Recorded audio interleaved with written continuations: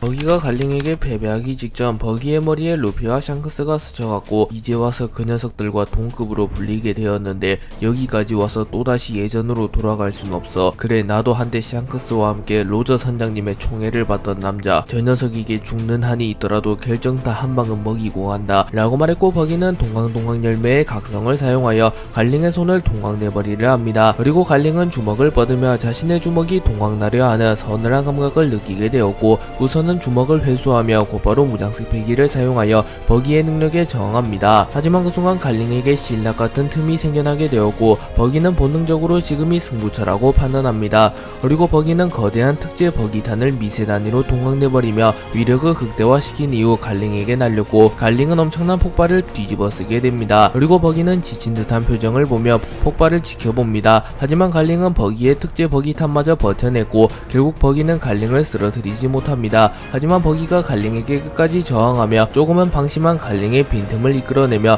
갈링에게 유의미한 데미지를 넣는데 성공하며 자신 역시 괜히 사왕이라고 불리는 게 아님을 증명합니다. 갈링은 버기의 특제 버기탄마저 버텨낸 이후 폭발 속에서 빠져나오며 버기를 향해 달려옵니다. 그리고 이 모습은 조금은 공포스러웠고 갈링은 빠른 속도로 버기의 복부에 주먹을 적중시키며 버기를 기절시키는데 성공합니다. 그리고 갈링은 이오를 바라보았고 이오 역시 도플라밍고 크로코다일 모리아를 쓰러뜨린 상태였습니다. 그리고 갈링은 이오 생각보다 늦었군 이라고 말했고 이오는 뭐 생각보다 강한 녀석들이었습니다. 갈링 성께선 검은 다리와의 싸움 이후 곧바로 사왕을 잡아내셨군요. 역시 대단하십니다 라고 말하며 아첨을 떱니다. 하지만 갈링은 그다지 기뻐하진 않으며 명성이 전부인 바보 녀석이었다. 그건 그렇고 후지토라는 패배한 모양이군. 전 칠무인 징베가 용궁왕국의 입구를 지키는 터라 아직 포세이돈을 탈환하지도 못했고 라고 말했고 이오는 뭐 하지만 크로스길드는 완전 전멸. 우리가 징베와 신흰수염 해적단을 잡아낸 뒤 포세이돈을 확보하면 모든 건 끝납니다. 피터성과 검은다리의 대결 역시 피터성이 승리하게 될 가능성이 높고 라고 말합니다. 그리고 갈링은 그럼 곧바로 용궁왕국으로 진입하도록 하지. 내가 신흰수염 해적단을 맡겠다. 자네는 징베를 쓰러뜨리고 입구를 열어주게나 라고 말합니다. 그리고 이오와 갈링은 일제히 용궁왕국의 입구로 향했고 이들이 크로스길드를 쓰러뜨리게 되며 사실상 승부는 기울어가기 시작합니다. 쌍디와 피터의 대결이 고조되어 갔고 쌍디는 자신이 다루는 마리드 잠브가 고대의 악마 진리의 힘이라는 것을 깨닫게 됩니다. 하지만 쌍디는 자신이 얻은 힘의 원천 따위엔 관심이 없었고 동료들과 꿈을 위해 피터를 저지하는데 사활을 겁니다. 그리고 피터는 샌드웜의 형태로 계속하여 전투하는 것은 조금은 비효율적이라고 판단하였고 곧바로 고양고양 열매 모델 백호의 능력을 사용합니다. 그리고 피터가 백호로 변신한 이후 어인섬 전체에 죽음의 기운이 퍼지게 되며 쌍디는 섬뜩한 감정을 느끼게 되었고 피터는 곧바로 아성의 집합체를 사용하며 쌍디의 전신을 갈기갈기 찢어버리려 합니다. 하지만 쌍디 역시 호락호락하게 당하지 않았고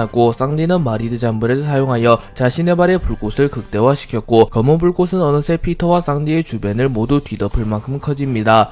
그리고 쌍디는 불꽃 속에서 전투력이 향상된 듯한 모습을 보였고 쌍디는 마신요화를 사용하여 피터의 아성의 집합체를 막아서는데 성공합니다. 하지만 쌍디의 다리에서 출혈이 일어나게 되었고 피터 역시 이빨의 일부가 손상됩니다. 그리고 피터는 번개의 힘을 사용하여 쌍디를 향하여 번개를 내리쳤고 어인섬은 물속이었기에 번개의 위력과 범위가 더욱 상승합니다. 하지만 쌍디는 월보와 채를 적절히 사용하며 피터가 날린 번개를 모조리 피해내는데 성공했고 쌍디는 피터에게 가까이 접근한 뒤 법육 따지기를 사용하여 순식간에 피터의 안면에 무수히 많은 발차기를 꽂아 넣습니다. 하지만 쌍디 역시 피터에게 가까이 접근하며 피터에게 틈을 허용하게 되었고 피터는 곧바로 자신의 앞발에 폐양색 피기를 휘감은 이후 쌍디를 그대로 땅에 처박아 버리는데 성공합니다. 하지만 피터 역시 쌍디에게 정타를 허용하며 안면에서 피가 흘러내리고 있었고 피터와 쌍디는 나란히 치명상을 주고받습니다. 그리고 피터는 자신의 몸을 혹사시키며까지 내게 공격을 퍼붓는군. 여기서 죽어도 상관없다는 건가?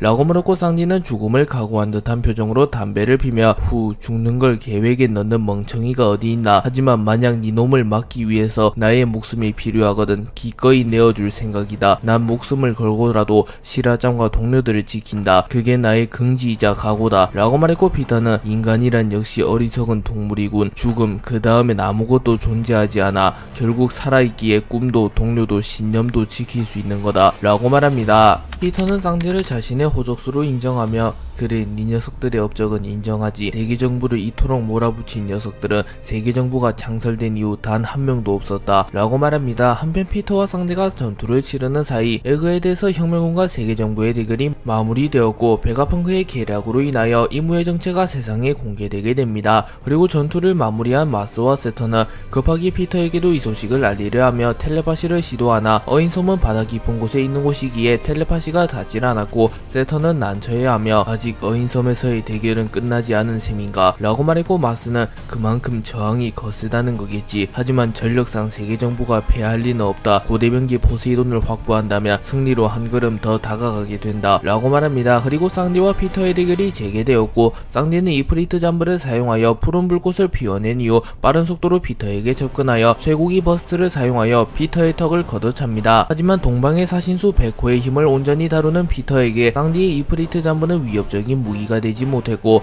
피터는 곧바로 쌍디를 낚아채며 쌍디의 발을 부러뜨리려 합니다. 하지만 그 순간 쌍디는 마리드 잠브를 사용하며 이 녀석이 접근하는 틈을 기다렸다 라고 말한 뒤 피터의 손을 발로 쳐낸 뒤 천지 화타마를 사용하여 피터를 공격합니다. 그리고 쌍디가 천지 화타마를 사용하며 쌍디의 뒤에 진리의 형상이 나타났고 피터는 백호 천지화를 사용하여 매우 거대한 백호로 변신하며 곧바로 번개를 내려치며 쌍디의 천지 화타마를 막아내려 합니다. 그리고 쌍디의 천지 화타마와 피터의 번개가 충돌하며 어인섬의 일부를 파괴시켜버릴 만큼 강력한 폭발이 일어났고 어인섬을 덮고 있는 거대한 보호막이 파괴되며 물이 새어 들어오기 시작합니다. 또한 어인섬의 심장과도 같은 태양의 나무 이브 역시 손상을 입었고 어인섬은 큰 위기에 빠지게 되었습니다. 그리고 피터와 쌍디는 서로의 공격을 완벽히 막아내지 못하였고 피터와 쌍디는 피투성이가 된 채 서로를 바라봅니다. 그리고 두 캐릭터 모두 회복력이 매우 뛰어난 캐릭터들이었기에 곧바로 부상을 회복하려 하였으나 입은 충격이 매우 컸기에 회복이 제대로 되지 않았고 특히 쌍디는 갈린과 이오를 상대하며 쌓인 데미지도 중첩되어 있었기에 점점 한계에 부딪혀가는 듯한 모습을 보입니다.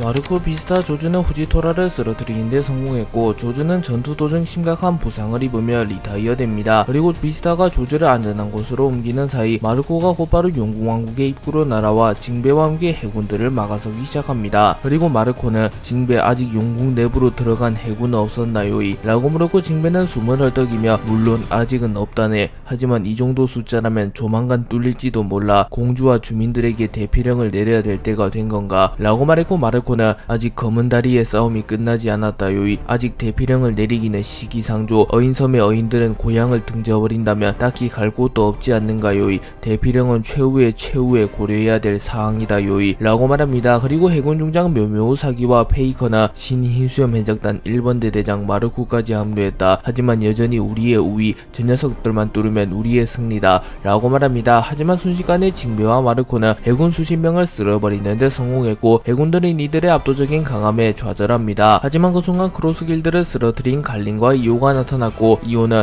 하여간 해군이 무능한 녀석들, 투입된 병력이 얼마인데 고작 생선 하나랑 새 한 마리를 못 잡은 건가? 라고 말했고 갈린은 예로부터 해군은 대장급 전력을 제외하면 쓰레기들밖에 없었으니 놀라운 일은 아니군. 헌데 후지토라가 당한 것은 조금 의외로군. 이라고 말합니다. 그리고 이오는 뭐 우리가 뚫으면 상관없지 않겠습니까? 라고 말하며 곧바로 마르코와 징베를 향해 빠른 속도로 달려갔고 징베는 긴장하는 표정을 지으며 압도적인 패기, 설마 크로스 길드가 전멸한 것인가? 라고 말했고 마르코 역시 땀을 흘리며 하나라도 벅찬 전력이 둘이라 어느 정도 지쳤다는 게 위안이 되긴 하나 최악의 상황을 고려하지 않으면 안 될 수가 없게 되었군. 이라고 생각합니다. 세계정부가 알라바스타를 습격하여 비비를 납치하려 하였고 빨간머리 해적단 역시 이 소식을 들으며 세계정부의 계획을 저지하기 위하여 곧바로 알라바스타로 향하였고 샹크스를 필두로 한 빨간머리 해적단은 순식간에 알라바스타에 주둔 중인 해군들을 쓰러뜨리는데 성공합니다. 하지만 콩이 이끄는 지원군이 나타났고